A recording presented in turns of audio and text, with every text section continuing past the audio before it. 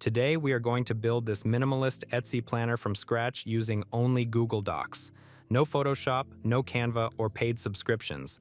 Just a free text editor and a clean grid. Let's go find an idea. So let's head over to Etsy. In the search bar, type Printable Monthly Planner. We immediately see the popular templates. Here you can filter the results. Let's set it to most relevant.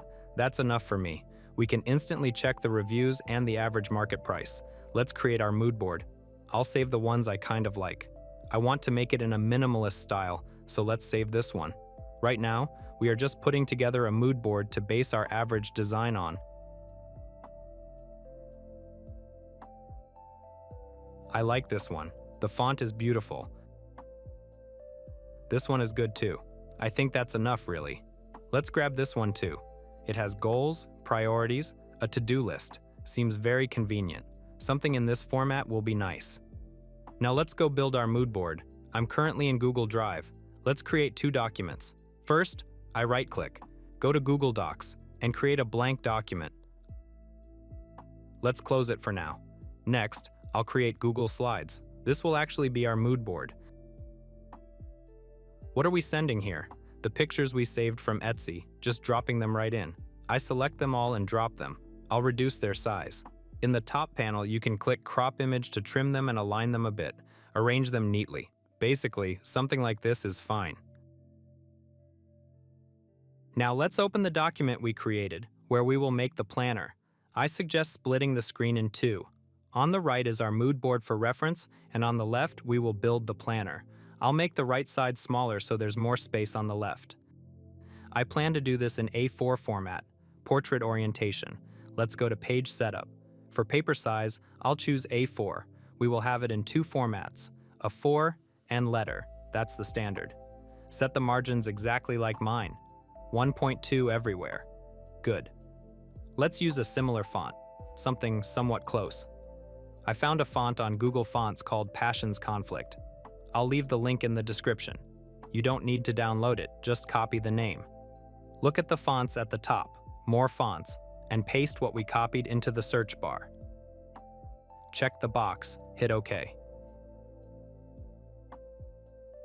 In the top panel, select Center Alignment and type January.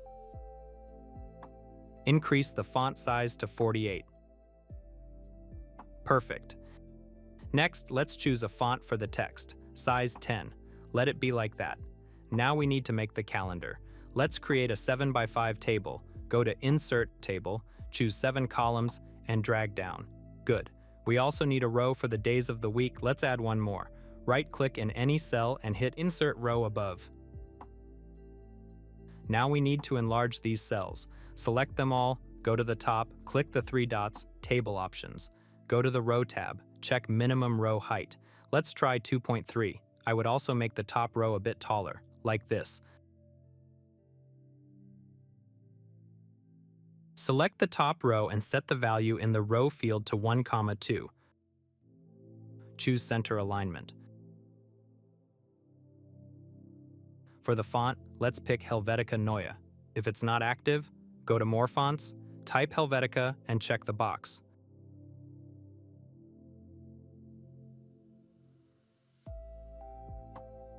Choose Normal and type Monday. Highlight, copy, type Tuesday. Why copy? To keep the style without setting it every time.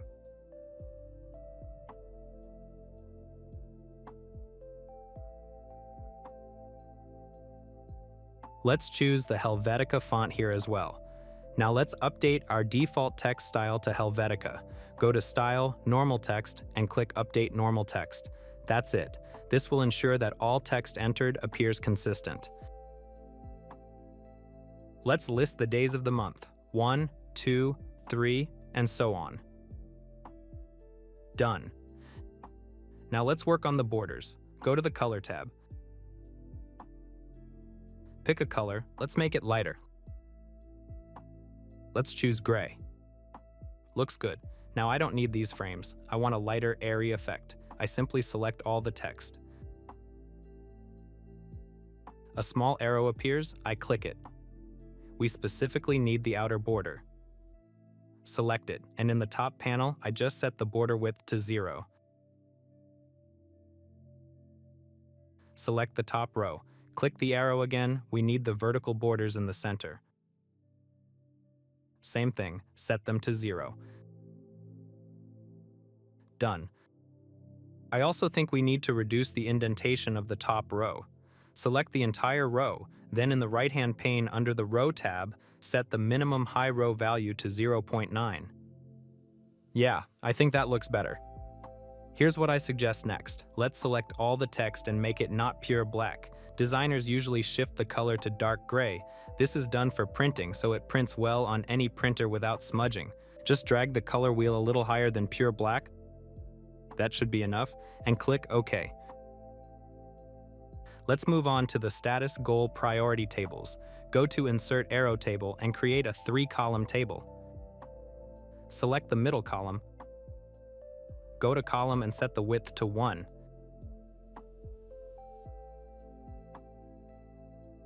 Next, I want to make circles for checkboxes. Go to Insert, Drawing, New. Select the circle shape. Hold Shift, drag, and it creates a proportional circle. Remove the blue fill, go to the top and make it transparent. Make the border thicker, set it to 4, and adjust the color to gray.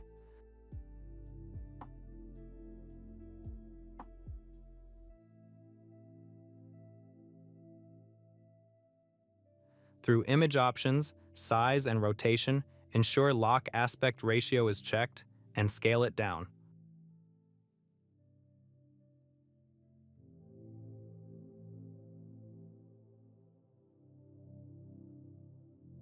Perfect.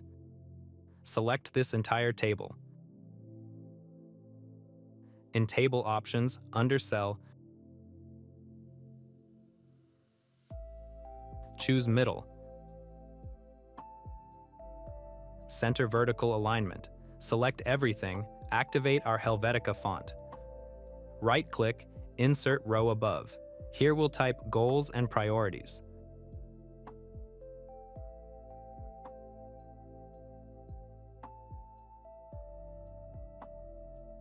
Select them, make them uppercase.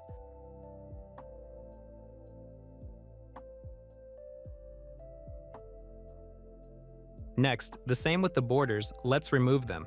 We only need the bottom underlines. Select everything. First, set the outer borders to 0. Holding Shift, select the inner lines we don't need and set them to 0 too.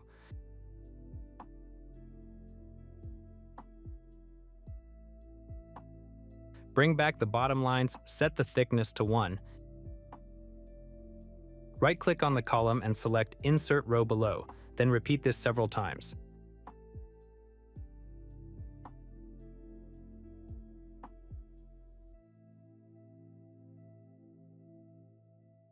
Next, let's select the entire table.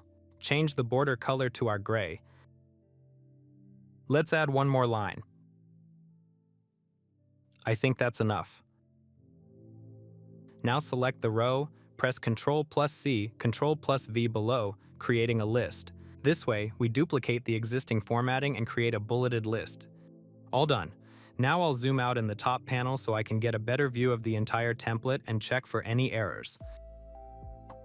The bottom margin is too big. Let's fix it via File Arrow Page Setup. Set the margins to 0.7. This way, we can add one more row. By the way, I decided to go with the Sacramento font for the final version. You can easily find it in the standard Google Docs library. Go to the top panel, click on More Fonts, search for Sacramento, check the box, and hit Done. And finally, let me show you a small designer hack. Graphic editors have letter spacing tools. Since we don't have that here, we will use the spacebar. For printing, this isn't an issue at all. I suggest adding a space between the letters in the main headers. Look, it instantly looks much more interesting, a very nice touch. And that's it, literally 10 minutes, and our planner is ready. Now we need to create a US letter version. For Etsy, you always need two formats. Let's rename the current file to A4 Make a copy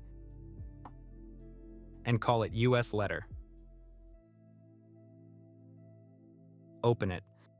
Go to File, Page Setup, and under Paper Size, choose Letter.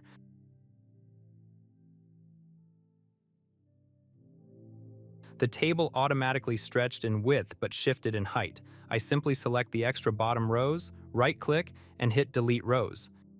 And our US letter version is ready. It's a bit wider. Both formats are ready. In the next video, I'll show you how to create premium mockups for this planner using only Google Slides. Hit subscribe so you don't miss it.